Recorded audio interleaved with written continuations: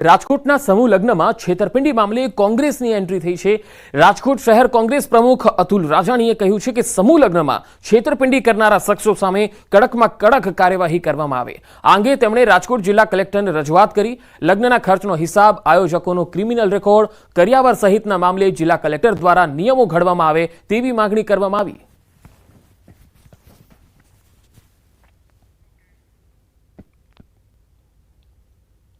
પણ આ જે સમૂહ લગ્ન કરે છે અને એને હિસાબ રજૂ કરવાનો અને કલેક્ટરની જે વેબસાઇટ છે એમાં એના ઓનલાઈન એના હિસાબ રજૂ કરવાના એવી કોંગ્રેસ પક્ષની માંગણી છે।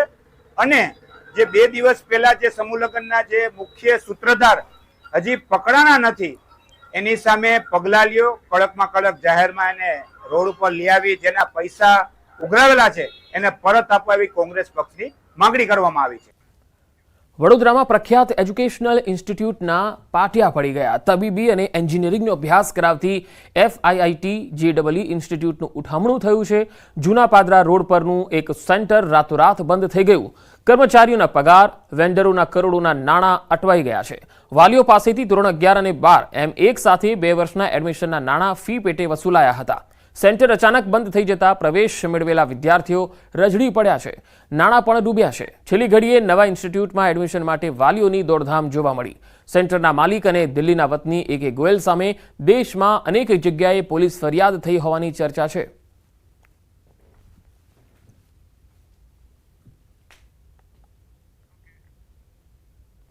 વિદ્યાર્થીઓને તબીબી અને એન્જિનિયરિંગનો અભ્યાસ કરાવતી FIIT ઇન્સ્ટિટ્યૂટ છે તેનું ઉઠામણું થઈ ગયું છે, જેના કારણે સેંકડો વિદ્યાર્થીઓ અને વાલીઓ જે છે તે મુશ્કેલીમાં મુકાયા છે। આ સમગ્ર મામલે જો વાત કરવામાં આવે તો વડોદરા શહેરના ઓલ્ડ પાદરા રોડ ખાતે આજે FIIT એજ્યુકેશનલ ઇન્સ્ટિટ્યૂટ જે છે તે લાંબા સમયથી ચાલતું હતું, પરંતુ તેના જે સંચાલકો છે તેઓ રાતોરાત આ જે ઇન્સ્ટિટ્યૂટ છે તેને તાળા મારીને ફરાર થઈ ગયા છે। બીજી વાત કરીએ તો કર્મચારીઓના પગાર અને વેન્ડરોના કરોડો રૂપિયા જે છે તે આ ઉઠામણું થયા બાદ સલવાઈ ગયા છે। એટલે કે જે લોકો છે તેમને અહીંયા પૈસા ઇન્વેસ્ટ કર્યા હતા અથવા તો જે વાલીઓ છે કે જેમને 2 વર્ષની ફી જે છે પોતાના વિદ્યાર્થીઓને અહીંયા ભરી હતી એ તમામ લોકોએ અત્યારે રોવાનો વારો આવ્યો છે।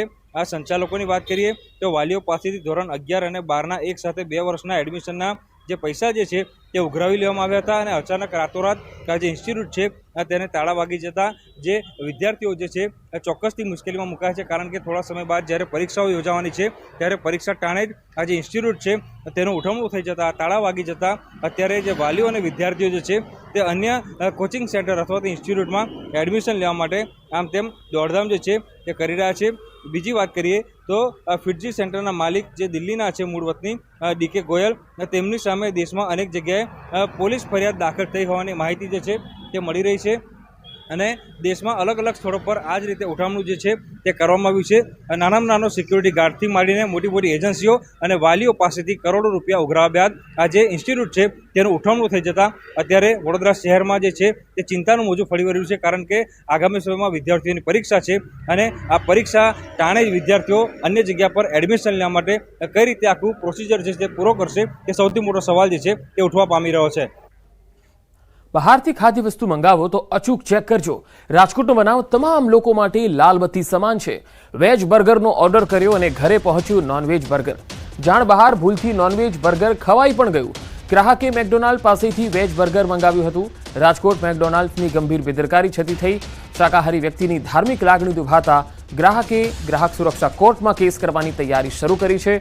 વૈષ્ણવ ધર્મ પાળતા અને રાજકોટમાં રહેતા કેવલ વિરાણી નામના વ્યક્તિના કહેવા પ્રમાણે તેમણે પોતાના પરિવાર માટે સ્વિગી ડિલિવરી એપ મારફતે મેકડોનાલ્ડ્સમાંથી 6 વેજ બર્ગર મંગાવ્યા, જેમાંથી 4 વેજ અને 2 નોનવેજ આવ્યા। આ અંગે જ્યારે મેકડોનાલ્ડનો સંપર્ક કર્યો ત્યારે તેમણે સ્વીકાર્યું કે ભૂલ તેમના તરફથી છે। કામના વધુ ભારણને કારણે આવી ભૂલ થઈ હતી।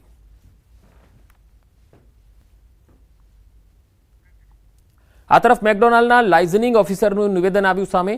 અમારા લેવલે અમે તપાસ કરી રહ્યા છે। તેમણે કહ્યું છે કે સ્ટાફથી ભૂલ થઈ ગઈ હોય, અમારો કોઈ ઈરાદો કોઈના ધર્મ ભ્રષ્ટ કરવાનો ક્યારે ન હોય। જવાબદાર સ્ટાફ સામે કાર્યવાહી કરીશું। અમારાથી ભૂલ થઈ છે અને માફી પણ માંગીએ છીએ।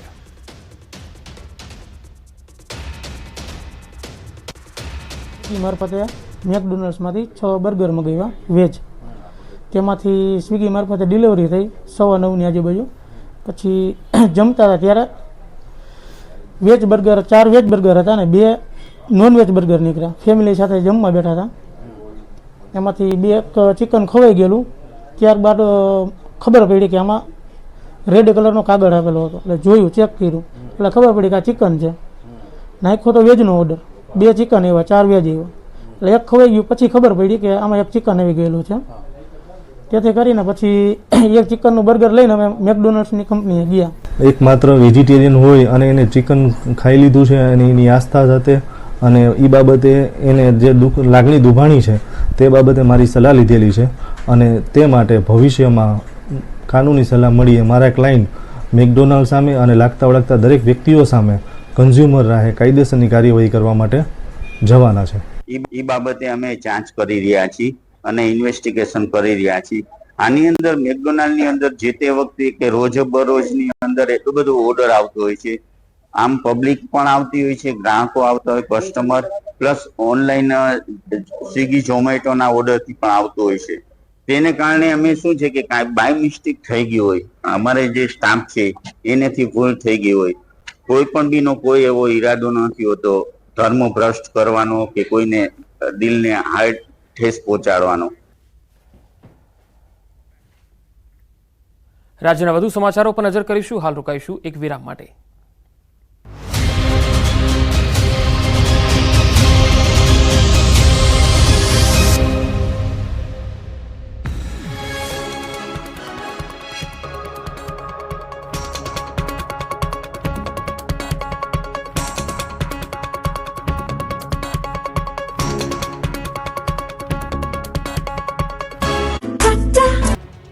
ગુજરાતમાં ઉનાળાની ધગધગતી એન્ટ્રી થઈ ગઈ છે. ફેબ્રુઆરી માસમાં જ માથાફાડ ગરમી પડવા લાગી છે.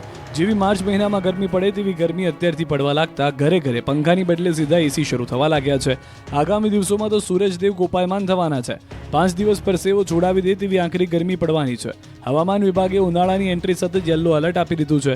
હવામાન વિભાગે આગાહી કરી છે કે હવે કાળઝાળ ગરમી માટે શેકાવા તૈયાર રહેજો. ગુજરાતના કાંઠા વિસ્તારમાં ગરમીનું યલો એલર્ટ અપાયું છે. કાંઠાના ભાગોમાં આખરી ગરમીનો અહેસાસ થશે. સૌરાષ્ટ્ર, કચ્છ અને દક્ષિણ ગુજરાતના દરિયાઈ વિસ્તારોમાં એલર્ટ અપાયું. આવતા દિવસોમાં પારો 2 થી 3 ડિગ્રી ઉંચકાઈ શકે. આ વિસ્તારોમાં અઠવાડિયાના મધ્ય સુધીમાં ગરમી 40 થી 41 સેલ્સિયસ તો સુરતની આસપાસ કેટલાક સ્થળે 42 સેલ્સિયસે પારો પહોંચી શકે છે. રાજ્યના મોટાભાગના તાપમાન 37 થી 38 સેલ્સિયસ રહેવાની સંભાવના છે. અમદાવાદમાં પણ ભારે ગરમીનો અહેસાસ થશે. અમદાવાદમાં મહત્તમ તાપમાન 35 ડિગ્રી થઈ શકે તો બફારાથી પણ લોકો અકળાઈ જશે.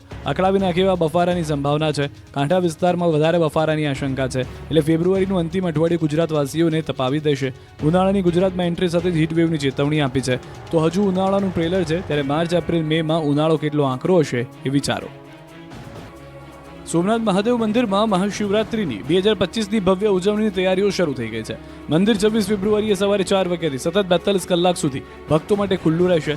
સવારે 7 વાગ્યે પ્રાતઃ આરતી બાદ પાલખી યાત્રા નીકળશે. યજ્ઞશાળામાં લઘુરુદ્ર યજ્ઞ અને મહામૃત્યુંજય યજ્ઞનું આયોજન કરાયું છે. રાત્રે 4ની પ્રહરની મહાપૂજા અને મહાઆરતી યોજાશે. સવારે 8 વાગે સોમનાથ સમુદ્ર કિનારે હજારો ભક્તો માટે પાર્થિવ શિવલિંગ મહાપૂજાનું આયોજન કરવામાં આવ્યું છે. ભક્તોને દર્શન અને ગંગાજળ અભિષેકનો લાભ મળે તે માટે સવારે 8 થી 11 અને બપોરે 1 થી 5 વાગ્યા સુધી વિશેષ વ્યવસ્થા કરવામાં આવી છે. સકીર્તન ભવન ખાતે ધ્વજા પૂજા માટે વિશેષ વ્યવસ્થા કરાશે. સોમેશ્વર મહાપૂજાના સ્લોટ્સ બમણા કરવામાં આવ્યા. 26 ફેબ્રુઆરી સુધી સમુદ્ર દર્શન વોકવે પર સોમનાથ મહોત્સવમાં સાંસ્કૃતિક કાર્યક્રમો યોજાશે. ભક્તો માત્ર 25 રૂપિયામાં બિલ્વ પૂજા કરી શકશે. પોસ્ટ દ્વારા ભસ્મ, રુદ્રાક્ષ અને નમન પ્રસાદ મોકલવામાં આવશે. દિવ્યાંગ અને વૃદ્ધ ભક્તો માટે સ્વાગત કક્ષ ખાતે ગોલ્ફ કાર્ટ અને વ્હીલચેરની નિઃશુલ્ક સુવિધા ઉપલબ્ધ રહેશે. તો મંદિરમાં યાત્રીઓની વધતી સંખ્યાને અનુલક્ષીને લોકોની સુવિધા સચવાઈ રહે તેના માટે 3 દિવસ લાઇટ એન્ડ સાઉન્ડ શો બંધ રાખશે.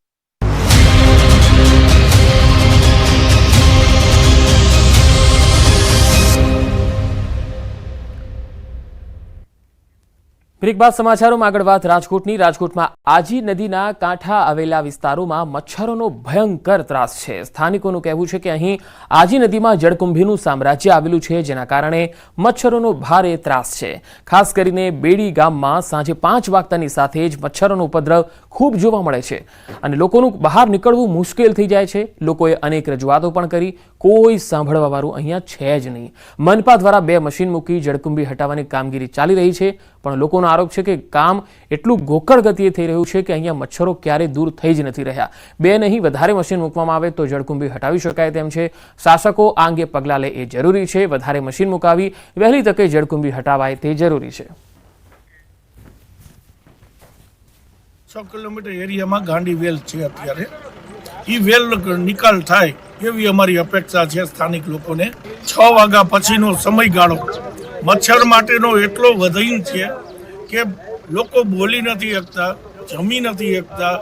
જે આંકણે બહુ ભયંકર પરિસ્થિતિ છે. અહીંયા તમે સાંજે 5 વાગ્યા ને એટલે તમારે એવી પરિસ્થિતિ થાય કે તમારી આંખું ન ખોલે. રોડમાંથી અવારનવાર અકસ્માત બને. બોલો આના હિસાબે, કારણ કે માણસોને જવું હોય, હવે આંખમાં મચ્છર પડે, માણસ શું કરે? બહુ માલ ઢોરને બહુ હેરાન કરે. મચ્છરદાનીમાં રાખવા પડે અને વારું કરવાના બેહી તો મચ્છરદાની ઓલી અગરબત્તી જગાવવી પડે. બહુ મચ્છરનો ત્રાસ છે. અંધારું થાય એટલે મધની કોઈના ઉપર ઉડે. તમારી માંગ શું છે વિરમભાઈ? શું માંગ તો આ ખાલી કરે, આ શોપ કરે એવી રીતે મચ્છર નો થાય. કોઈ માણસ બીમાર પડી જાય મચ્છર 2-3 કરડે તો.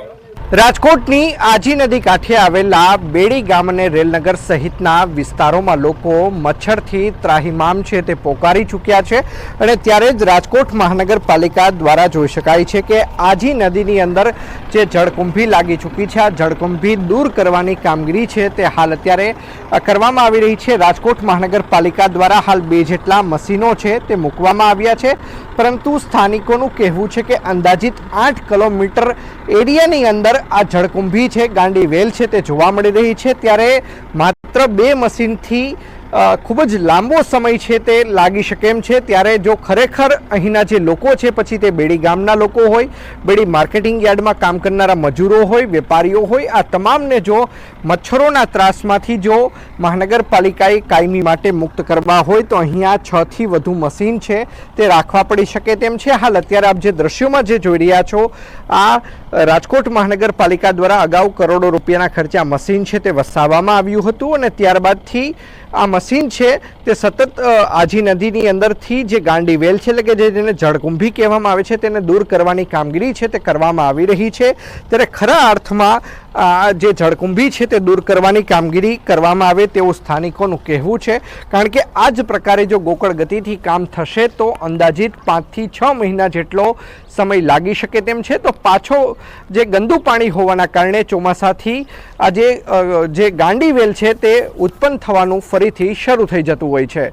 અંકિત પોપટ, ન્યૂઝ 18 ગુજરાતી, રાજકોટ. દાહોદના નકલી એનએ પ્રકરણ મામલે પોલીસે અગાઉ નોંધાયેલ ફરિયાદમાં જેલવાસો ભોગવી રહેલ મુખ્ય ભેજાબાજ અને બિલ્ડર ડેવલપર વચેટિયા તેમજ 2 સરકારી કર્મચારીઓ સહિત 4 આરોપીઓને ટ્રાન્સફર વોરંટના આધારે સબ જેલમાંથી અરેસ્ટ કરી પોલીસ કસ્ટડીમાં લીધા.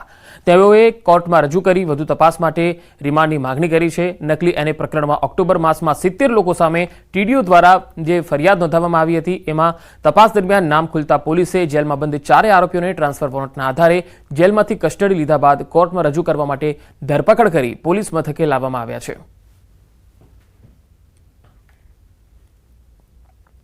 આ તમામ આરોપીઓ છે એ અલગ અલગ ગુનાઓમાં અગાઉ અટક થઈ ચૂકેલા હતા અને હાલમાં જ્યુડિશિયલ કસ્ટડીમાં હતા. પરંતુ તપાસ દરમિયાન જે અન્ય ગુનો દાખલ થયો છે એમાં પણ નામ ખુલી આવતા તેમને એ ગુનાના કામે પણ અટક કરવા માટે હાલમાં કસ્ટડી સંભાળેલી છે.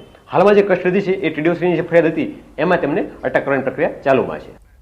મોરબીમાં અસામાજિક તત્વો બેફામ બન્યા છે. રિક્ષા ભાડે કરવાની બાબતે મારામારી કરી લીલાપર ચોકડી પાસે બબાલ થઈ ગઈ. 4 થી વધુ લોકોને ઈજા પહોંચી. પેસેન્જર તરીકે આવેલ અજાણ્યા શખ્સે અન્ય લોકોને બોલાવી અને માર માર્યો. રિક્ષા ચાલક તેમજ રિક્ષા ચાલકને બચાવવા આવેલ અન્ય લોકોને પણ ધોકા વડે માર માર્યો. તમામ ઈજાગ્રસ્તોને સારવાર અર્થે મોરબી સરકારી હોસ્પિટલ ખાતે ખસેડવામાં આવ્યા. મોરબી તાલુકા પોલીસે બનાવ અંગે તપાસ હાથ ધરી છે. પાકિસ્તાનથી જેલમુક્ત થયેલ માછીમારો માદરે વતન પહોંચી ગયા છે. પાકિસ્તાનથી 22 માછીમારો જેલમુક્ત થયા હતા. આ માછીમારો પરત ફરતા જ કેટલીક હકીકતો જાણવા મળી. જેલમાંથી મુક્ત થયેલા માછીમારોએ જણાવ્યું કે તેમને જમવામાં માત્ર 5 રોટલી જ આપવામાં આવતી હતી, જેમાં સવારે 1 રોટલી, બપોરે રાત્રે 2 રોટલી ભોજનમાં આપવામાં આવતી. પૂરતું ભોજન ન મળતા માછીમારો ભૂખ્યા રહેતા અને બીમાર પડી જતા. બધી આપણી રીતે સોફું રહી રહી છે, બધી ન કરીએ તો માર ખાવાનું છે. બધી જેલની જેલ રીતે હોય, ખુદ હાથે બનાવીને ખાતા. ખાવા પીવામાં હવા દઈ રોટી ખાલી લેતા ને સાલને તો હાથે બનાવતા. તો ડૉક્ટર અમારા માટે મળી પડતો, બીજું તો કોઈ ગવર્મેન્ટ ને એવું તો કોઈ ધ્યાન દેતી નહીં. કોઈ અહીંયા કોણ ધ્યાન રાખે? એ લોકો એમ કે છે કે અહીંયાથી માણસો છોડે તો અમે અહીંથી છોડીએ. સવારના એક રોટલી, બપોરના 2 અને સાંજે 2 રોટલી. દવાખાનું હોય અહીંયા અંદર, અહીંયા બોટલ ને એવું ચડાવી દે અને દવા આપી દે. અમને હવે આનંદ થયો જાણે આવ્યા એટલે છૂટીને બધી નાઈટના દીકરા બધી સાઈઠે આવે છૂટીને. હિનાની આવ્યા જલ્દી કરજો કાર્ય આવે છૂટવાનું. અમે 2022માં બીજા મહિનાની 5 તારીખે પકડાઈ ગયા હતા, તો 3 વર્ષની ઉપર થયા છે અમારા. તો અમારે પાછળ બીજા માણસો છે, તો અમારી આગે પકડાઈ ગયેલા છે એના 4 વર્ષ 3 વર્ષની ઉપર વાળા માણસો છે, તો એને પણ જલ્દ સે જલ્દ છોડાવે. આ 22 માછીમારો પૈકી 14 માછીમારો છે એ ગીર સોમનાથ જિલ્લાના છે, 3 છે એ દેવભૂમિ દ્વારકા જિલ્લાના છે, 1 છે એ રાજકોટ જિલ્લાના છે, 3 છે એ દીવના છે અને 1 યુપીના ભાઈ છે. આમ બધા મળીને કુલ 22 માછીમારો છે એમને આપણે મુક્ત કરવામાં આવેલા છે અને આજે એમના સ્વજનોને આપણે સોંપવાના છે.